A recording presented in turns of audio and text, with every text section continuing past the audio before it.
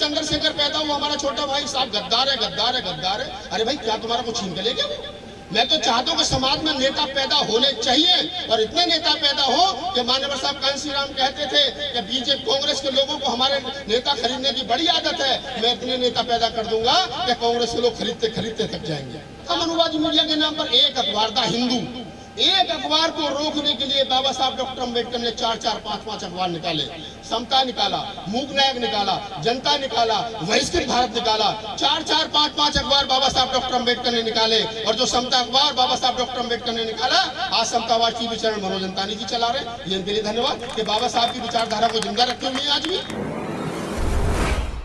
सबसे पहले आपको बधाई। मैं व्यस्त कार्यक्रम में से अपना समय निकाल करके यहाँ तक पहुंचा हूं। मैंने सोचा कि आपकी संख्या ठीक ठाक होगी तो बातचीत ठीक ठाक करेंगे, लेकिन आप जितने भी हो, बाबा साहब डॉक्टर बी आर अम्बेडकर के कुल के लोग, उनके ब्लड के लोग यहाँ हो। मैं बाबा साहब डॉक्टर बी आर अम्बेडकर के 133वें जयंती की आपको बहुत बहुत बधाई देता हूँ, आपको शुभकामनाएं देता हूँ। तो उस दौर में, जिस दौर में सरकार में बैठे हुए लोग इस देश को एक रंग में रंग देना चाहते हो, जिस दौर में सरकार में बैठे हुए लोग इस देश को हिंदू राष्ट्र बना करके मनुस्मृति लागू कर देना चाहते हो, उस दौर में आप बाबा साहब डॉक्टर अम्बेडकर की बात कर रहे हैं, इसलिए मैं आपका धन्यवाद करता हूं। एक बार अपने लिए जोरदार ताली बजाइए। मेरे 4000 से ज्यादा वीडियो YouTube पर है, टीवी चैनल पर मैं आता हूं, आप तमाम लोग देखते हो। ये कोई बड़ी बात नहीं है। बड़ी बात यह है कि रात को 10 बजे आप यहाँ बैठे हो और मैं सुना रहा हूँ और आप सुन रहे हो, और मैं 200 किलोमीटर दूर से चल करके आपको सुनाने के लिए आया हूँ। ये बड़ी बात है। बाबा साहब डॉक्टर अम्बेडकर अपने जीवन भर ये बात बताने में, करने में और कहने में सक्षम रहे कि मैं अपने आने वाली पीढ़ियों से ये कहता हूँ कि वो 3 काम जरूर ईमानदारी से कर लें। पहला, शिक्षित अपने बच्चों को पढ़ाइए। दूसरा, संगठित रहिए, आपस में झगड़ा मत करिए, प्यार मोहब्बत के साथ। आप गांव में रहते हो तो गांव में रहिए, महानगर में रहते हो तो महानगर में रहिए, शहर में रहते हो तो शहर में रहिए, नगर पालिका, विधानसभा, तालुका में रहते हो तो वहां रहिए, लेकिन प्यार मोहब्बत के साथ रहिए, आपस में झगड़ा मत करिए। और तीसरा, संगठित होकर के रहिए। अगर संगठित रहोगे, बिखरोगे नहीं, तो फिर देश पर राज भी करोगे और गली मोहल्ले में भी आपका मान सम्मान होगा। क्योंकि आप तमाम लोग कहते हैं, हमारे तमाम सीनियर साथी कहते हैं कि टुकड़ों में बिखरे हुए फलों की कीमत नहीं होती। टुकड़ों में बिखरे हुए फलों की कीमत नहीं होती, आदमियों की कहां से होगी? तो आज आप ये बात समझ लीजिए। आप जब भी यहाँ से जाएं सुबह को 4 बजे, 3 बजे, तो अपने घर जा करके ये बात दिमाग में रखना और कहना कि हमको कम से कम झगड़ा नहीं करना है, गली मोहल्ले में प्यार मोहब्बत और संगठन के साथ में रहना है। दूसरा, हमारे पास में रुपया 1 है या 1000 है, संपत्ति 1 रुपए की है या 1 लाख की है या नहीं है। बाबा साहब डॉक्टर अम्बेडकर की कोटेशन है कि आपके हाथ में अगर 1 रोटी हो तो वो 1 रोटी बेच देना, लेकिन बच्चों को पढ़ा लेना। तो दूसरा, आप बाबा साहब डॉक्टर अम्बेडकर की इस बात को मानना, क्योंकि बच्चों को शिक्षित करना है। और तीसरा, जैसे मैंने बताया कि संघर्ष करना है, क्योंकि ये बात भी बाबा साहब डॉक्टर अम्बेडकर ने कही है। बाबा साहब डॉक्टर अम्बेडकर ने कहा कि संघर्ष करिए। तो संघर्ष कहाँ के लिए करिए? आपस में मत करिए, भाई भाई मत करिए, चाचा ताऊ मत करिए, बाप बेटा के साथ मत करिए, माँ बेटा के साथ मत करिए। किसके लिए संघर्ष करिए? संघर्ष करिए इस देश पर राज करने के लिए, संघर्ष करिए अपने अधिकारों के लिए, संघर्ष करिए इस देश के हुक्मरानों से टकराने के लिए, संघर्ष करिए इस देश के राजाओं की आंख में आंख डाल करके अपनी बात बनवाने के लिए संघर्ष करिए।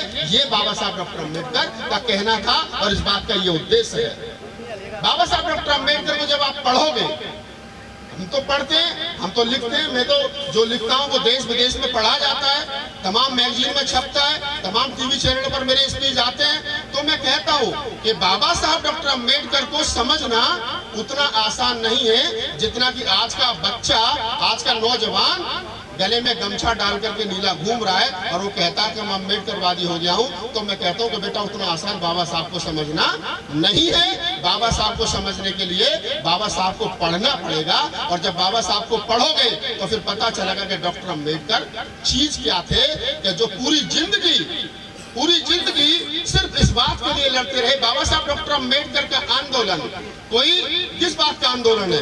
बाबा साहब डॉक्टर अम्बेडकर का आंदोलन किस बात का आंदोलन है? इज्जत का आंदोलन है, मान सम्मान का आंदोलन है, बराबरी का आंदोलन है, समता का आंदोलन है, स्वतंत्रता का आंदोलन है, बंधुता का आंदोलन है और न्याय का आंदोलन है। ये बाबा साहब डॉक्टर अम्बेडकर का आंदोलन है। और जो लोग ये कहते हैं कि नहीं साहब बाबा साहब डॉक्टर अम्बेडकर तो सिर्फ दलितों के थे, चमारों के थे, महारों के थे, जाटों के थे, आज तो जो शेड्यूल कास्ट में जातियां आती है ना, जो शेड्यूल कास्ट में चमारों के, जाटों के अलावा दूसरी जातियां आती हैं, वो भी हिंदुओं के साथ खड़ी है।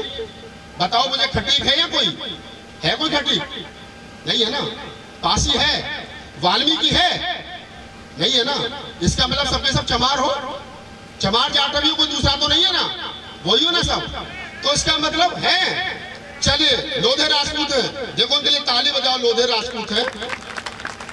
तो मेरा कहने का मतलब ये है कि बाबा साहब डॉक्टर अम्बेडकर का आंदोलन चमारों का आंदोलन नहीं था, महारों का आंदोलन नहीं था, वाल्मीकि, खटीक, पासी, धानुकों का आंदोलन नहीं था। बाबा साहब डॉक्टर अम्बेडकर का आंदोलन मानवता का आंदोलन था, समानता का आंदोलन था, बंधुता का आंदोलन था। और उसी आंदोलन को मैं चला रहा हूँ, उसी आंदोलन को शशि भूषण जी चला रहे हैं, और उसी आंदोलन को प्रधान जी चला रहे हैं, रेणुका जी, और उसी आंदोलन को सुनने के लिए आप तमाम लोग यहाँ बैठे हो। मैं जब रिसर्च करता हूँ, जब मैं लिखता हूँ, जब मैं पढ़ता हूं, तो मैं कहता हूं कई बार कि वर्तमान समय में जो लोग देश में राज कर रहे हैं, मोदी जी और योगी जी के रूप में, आरएसएस इनके पीछे खड़ी है, तो मैं सोचता हूं कि आखिरकार इनके पास इतनी ताकत कहां से आई? संख्या तो तुम्हारी ज्यादा है भाई, तुम्हारी संख्या ज्यादा है। अगर मैं सिर्फ और सिर्फ उत्तर प्रदेश के, पूरे भारत और उत्तर प्रदेश के अंदर सिर्फ जातियों की बात कर लूं, तो मुझे पता चलेगा कि उत्तर प्रदेश के अंदर 25% और पूरे देश के अंदर लगभग 22.5% शेड्यूल कास्ट के लोग हैं। और शेड्यूल कास्ट में भी ज्यादा कौन है? वो जाटव है, चमार है, महार है, यही लोग हैं। इस देश के अंदर ब्राह्मण कितने? 3%। और अब तो बिहार की जनगणना से साबित हो गया कि लगभग टोटल ब्राह्मण, क्षत्रिय और वैश्य तीनों मिलाकर के 12% है। तो तुम्हारी संख्या 88% है, तो तुम राजा क्यों नहीं बनते हो? राजा ये 3% वाले क्यों बनते हैं? तो वो इसलिए बनते हैं क्योंकि तुम्हारे बीच में जो लोग हैं और जिसको मोस्ट बैकवर्ड कहते हैं, वो उनके साथ प्लस हो जाते हैं, तुम उनको अपने साथ नहीं लेकर के आते हो। रिंकू प्रधान जी ने ये प्रोग्राम किया, इसके लिए उनको धन्यवाद। लेकिन अगर ये प्रोग्राम में जाट होते, गुर्जर होते, यादव होते, धानुक होते, पासी होते, खटीक होते, वाल्मीकि होते, तमाम वो SC ST OBC माइनॉरिटी के लोग होते, जिनकी लड़ाई बाबा साहब डॉक्टर अम्बेडकर ने लड़ी, और लड़ी ही नहीं, मैं पूरी जिम्मेदारी से कहता हूं, वो लड़ाई संवैधानिक रूप से उन्होंने दर्ज कराई। अगर भारतीय संविधान का आर्टिकल 340 इस देश के OBC के लिए है, तो आर्टिकल 341 दलितों के लिए है। तो बाबा साहब डॉक्टर अम्बेडकर ने तो OBC के लोगों के लिए सबसे पहले सोचा, यानी जाटों के लिए, गुर्जरों के लिए, यादवों के लिए, पटेलों के लिए, लोधों के लिए, मालियों के लिए, शाक्य, कुशवा, तमाम लोगों के लिए बाबा साहब डॉक्टर अम्बेडकर ने लड़ाई लड़ी। लेकिन आज की तारीख में वो लोग बाबा साहब को दुश्मन मानते हैं। तो क्यों मानते हैं? क्योंकि हम बाबा साहब डॉक्टर अम्बेडकर को वहां तक नहीं पहुंचा पाए जहां तक बाबा साहब डॉक्टर अम्बेडकर को पहुंचाना था। ये नालायकी किसकी है? ये नालायकी हमारी है। अब मैं एक बात और आप लोगों के साथ साझा कर लेता हूँ। ये बात साझा करता हूँ कि जरा सोचिए, जो लोग प्रबुद्ध लोग हैं वो सोचे। बच्चों तुमसे बाद में बात करूंगा मैं, ठीक है बेटा? अभी थोड़ा सा इन लोगों से बात कर लेता हूँ। आप लोग सोचिए, जो थोड़ा सा बुद्धिजीवी पढ़े लिखे लोग हैं वो सोचिए। कल जाकर के कहना कि राहुल नागपाल आया था, मैं विश्लेषण की बात बता करके गया। क्या बात कह करके जा रहा हूं मैं आप लोगों से? मैं वो ये कह करके जा रहा हूं कि 1925 में RSS बना। कब? 1925 में। अगले साल 100 साल हो जाएंगे ना। तो उन्होंने 100 साल पहले जो सपना देखा था वो पूरा हो गया कि देश पर राज करना है। बाबा साहब डॉक्टर अम्बेडकर ने 1922 में समता सैनिक दल बनाया। बाबा साहब डॉक्टर अम्बेडकर ने जो सपना देखा था वो खंड खंड, टुकड़े टुकड़े हो गया, वो पूरा नहीं हुआ। बाबा साहब डॉक्टर अम्बेडकर का सपना बिखरा, RSS का सपना कामयाब हुआ। दूसरा, आरएसएस जब बनी 1925 में, तो इस बात को ध्यान से सुनना, आरएसएस के एजेंडे में राम मंदिर नहीं था।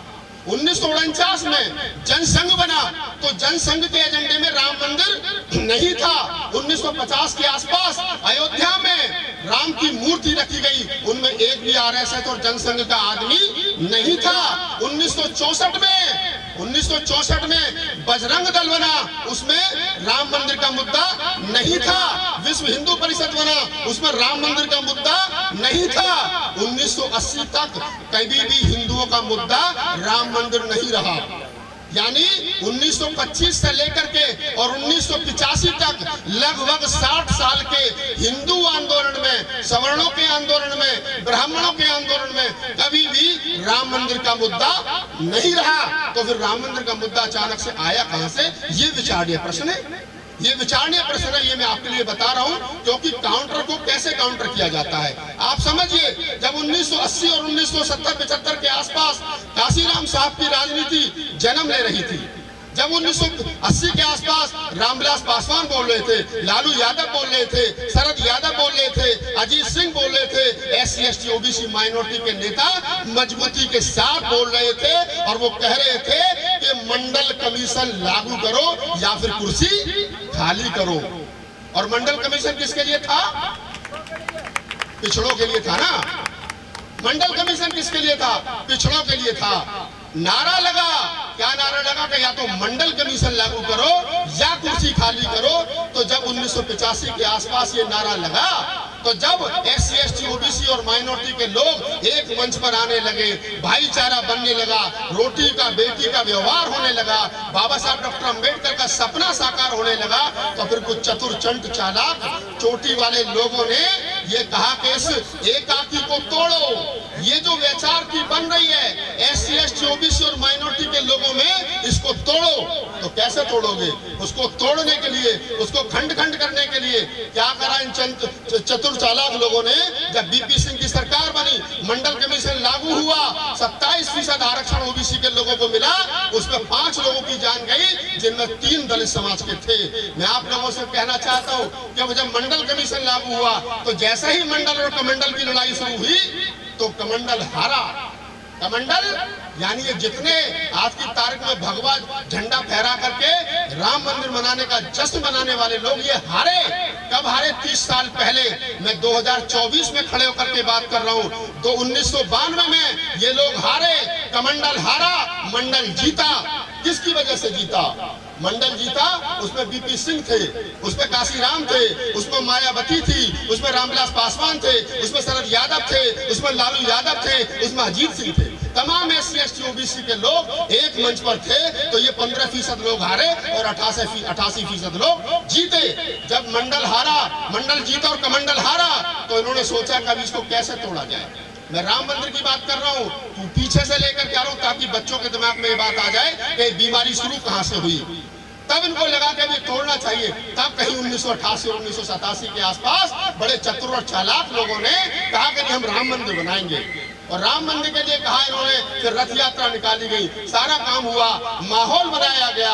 और माहौल का असर ये हुआ कि जिन लोगों ने कमंडल को जिताया था, मंडल को जिताया था, कमंडल को हराया था, आज वो तमाम लोग उन कमंडल वालों के साथ बैठे और मंडल वाले खाली हाथ बैठे हैं। उदाहरण के तौर पे बता रहा हूं आप लोगों को, ध्यान रखना इस बात को। बताइए मुझे, अजीत सिंह साहब जो इस देश के अंदर 1992 में मंडल की लड़ाई लड़ रहे थे, उनका बेटा कहाँ है? जयंत चौधरी। बताइए जरा, BJP के साथ। रामविलास पासवान जो मंडल की लड़ाई लड़ रहे थे, उनका बेटा कहाँ है? BJP के साथ। और तो और ऐसे बहुत सारे लोग हैं जिनके अगर मैं नाम गिनवाने लगूं, वर्तमान समय में भारतीय जनता पार्टी की यानी RSS, ये कहते हैं डबल इंजन की सरकार। तो ये कहते हैं योगी मोदी की डबल इंजन की सरकार। मैं कहता हूं कि नहीं, योगी मोदी की डबल इंजन की सरकार नहीं, RSS और BJP के डबल इंजन की सरकार। RSS और BJP के डबल इंजन की सरकार चल क्यों रही है? क्योंकि आज रामविलास पासवान का बेटा चिराग पासवान कहता है कि मैं तो राम का भक्त हूं, और उसका बाप राम के कमंडल को हराने के लिए मंडल को जिताया, उसकी औलाद नालायक निकली। जिस अजीत सिंह ने मंडल को जिताया, कमंडल को हराया, उसका बेटा राम की गोद में बैठा है। यानी दूसरी पीढ़ी के जो नेता आए, वो सबके सब नालायक निकले। और वर्तमान समय में मेरी खामोशी को समझना, मेरे शब्दों को समझना, अगर अम्बेडकरवाद हार रहा है तो वो इसलिए नहीं हार रहा कि राहुल नागपाल नालायक है। मैं तो अपना काम ईमानदारी से कर रहा हूँ, पूरे देश में जा करके बोल रहा हूँ, मुकदमे भी करा रहा हूँ, मैं अपने ऊपर गालियां भी खा रहा हूँ। और जब मैं बोलता हूँ तो मेरे यूट्यूब पर, मेरे फेसबुक पर थाली भर भर के मुझे गालियां मिलती हैं कि राहुल नागपाल ने ये बोल दिया साहब 2 गाली, राहुल नागपाल ने वो बोल दिया 2 गाली। मैं कहता हूँ कोई दिक्कत नहीं, आपकी गाली से मुझे कोई दिक्कत नहीं है, लेकिन मैं ये कह रहा हूँ कि वर्तमान समय में अगर बीजेपी जीत रही है तो वो इसलिए जीत रही है, या आरएसएस अपने मकसद में कामयाब हो रही है तो वो इसलिए हो रही है क्योंकि उनका मकसद स्पष्ट है। उन्होंने ये नहीं कहा कि हम अपने राम मंदिर का या हिंदू राष्ट्र का एजेंडा छोड़ करके अम्बेडकरवाद का काम करेंगे, कभी नहीं कहा उन्होंने। वो अपने एजेंडे पर मजबूती के साथ खड़े हैं। और हमारे वाले कह रहे हैं, क्या कह रहे हैं? हमारे वाले कह रहे हैं हमारी सरकार आई तो परशुराम की 125 फुट ऊंची मूर्ति बनाएंगे। हमारे वाले कह रहे हैं कि बहुजन हिताय बहुजन सुखाय नहीं, सर्वजन हिताय सर्वजन सुखाय। हमारे वालों ने समझौता किया, उन्होंने समझौता नहीं किया। और अम्बेडकरवाद में समझौता की राजनीति नहीं चलती, ये याद रखना मेरी बात ध्यान से। और एक बात, अपनी बात आपसे मैं यहाँ पे स्पष्ट शब्दों में कहता हूँ कि अगर वो जीत रहे हैं तो बीजेपी के वर्तमान समय में 2 प्रकार के समझौता है। पहला समझौता कौन सा है? पहला समझौता वो है जो दिख रहा है। एनडीए गठबंधन में कौन कौन? चलिए साहब, जयंत चला गया, दिख रहा है ना, चला गया। रामविलास पासवान का लड़का चला गया, दिख रहा ना, चला गया। और चले गए, नीतीश कुमार चले गए, दिख रहे ना, चले गए। लेकिन कुछ लोग ऐसे हैं कि हैं तो बीजेपी के साथ, लेकिन दिख नहीं रहे किसके साथ है वो। ताली बजाओ यहाँ। और ये कौन से हैं? ये हमारे वाले हैं, ये अखिलेश यादव है, ये मायावती है। मैं नाम लेके करूँ, आपको बुरी लगेगी मेरी बात। अगर आज की तारीख में इस देश के अंदर और खास तौर से उत्तर प्रदेश के अंदर अम्बेडकरवाद कमजोर हो रहा हो, पूरे देश के अंदर हमारी बहन बेटियों के बलात्कार हो रहे हो, हमारे बच्चों की शियार खराब की जा रही हो, हमारे बच्चे एमटेक बीटेक करने के बाद में बेरोजगार घूम रहे हो, तो इसका जिम्मेदार कौन है? जरा बताओ मुझे। एक समय था, आज से 30 साल पहले, 35 साल पहले, 40 साल पहले, ये तमाम लोग बैठे सीनियर साथी, और आप में भी बहुत सारे लोग होंगे जो 1 लाख 2 लाख महीने की नौकरी करते होंगे।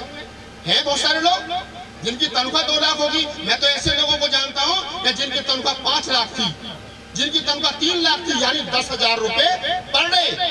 चमार के घर में पैदा होने के बाद में भूख और गरीबी से लड़ते हुए माँ ने दूसरों के खेतों में नौकरी की, बेटा पढ़ाया, दिल्ली गया, नौकरी लगा, और आज वो 3 लाख रुपए महीना की नौकरी करता है बाबा साहब के आरक्षण की वजह से। और उसका बेटा एमटेक बीटेक करने के बाद में 10,000 की नौकरी ढूंढ रहा है। ये शर्म की बात है, और इसके लिए कोई जिम्मेदार नहीं है, हमारे नालायक नेता जिम्मेदार हैं, क्योंकि वो लोग, वो नेता वो नहीं बचा पाए जो बाबा साहब डॉक्टर अम्बेडकर दे करके गए थे। हमारे नेता क्या बचा रहे हैं? जिन नेताओं को फूले अम्बेडकरी आंदोलन बचाना था, जिन नेताओं के कंधों पर हमने और आपने जिम्मेदारी दी थी कि जाओ राजनीति के रण में या सामाजिक क्षेत्र में आप फूले अम्बेडकरी आंदोलन की रक्षा करना, वो नेता क्या कर रहे हैं? वो नेता खुद को, अपने परिवार को, अपने पैसे को बचाने का काम कर रहे हैं, वो आपको बचाने का काम नहीं कर रहे हैं। ये ध्यान रखना मेरी बात।